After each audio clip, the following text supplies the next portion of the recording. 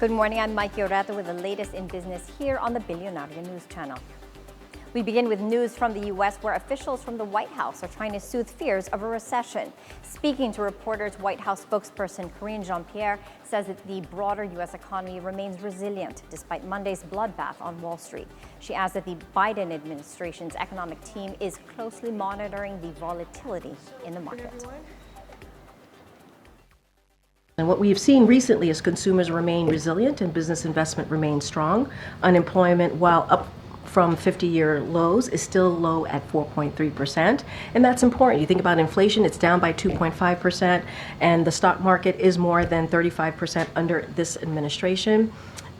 Is up more, than 35% under this administration. And so what we're going to focus on the middle class, we're going to focus on working families, we're going to focus on continuing to lower costs, whether it's prescription drugs, building homes that are affordable for folks.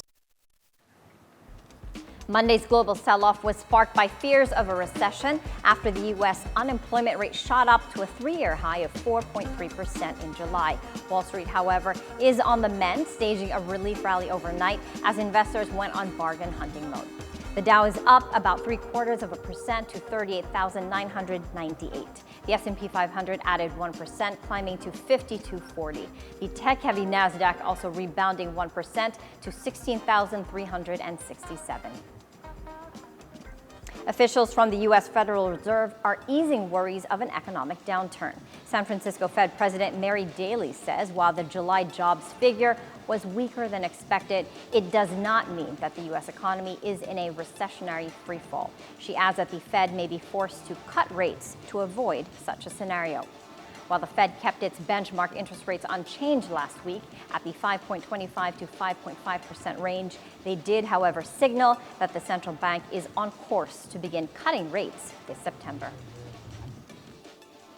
The unemployment rate is still low by historical standards.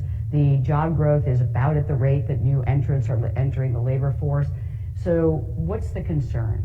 Well, the concern is that we won't just land at this relatively good and balanced place, but that will continue to deteriorate and softening will turn into weakness. So I do see policy adjustments. The commitment we've made to the American people is price stability and full employment, not or, and. That policy adjustments will be necessary in the coming quarters. Back here at home, the National Economic and Development Authority, or Neda, vows to ramp up efforts to create more high-quality jobs for Filipinos. This after the country's jobs report for the month of June showed an improvement in the unemployment rate at 3.1% from 4.1% in May. The latest figure translates to 1.62 million jobless Filipinos. However, the underemployment rate, which reflects the number of people in the country that work fewer hours than they want to, rose to 12.1%. That's equivalent to some 6 million Filipinos.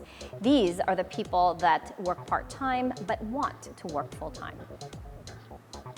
Neda Secretary Arsenio Balisacan says that the government's swift implementation of infrastructure projects and the improving operating conditions in the manufacturing sector are just some of the reasons for the decrease in the June unemployment rate. He also vows to increase investments in other sectors in order to create more high-quality jobs. Now let's see how the PSE index is doing following the release of the June jobs figures. All shares index up by 0.5% to 64.64. All shares index up as well, up by 0.4% to 35.36. Financial sector is in the red, down by a bit, down by 0.2%, whereas all the other sub-indices are trading in the green. The industrial sector is up by 0.4%, holding firms up by 0.4% as well. Services up by 0.5%, mining and oil down by 0.4%, and the property sub-index gaining the most, up by 1.2%. And those were the latest business stories this hour. I'm Maiki Oreta. Keep it here on the Bilyonaryo News Channel, always on top.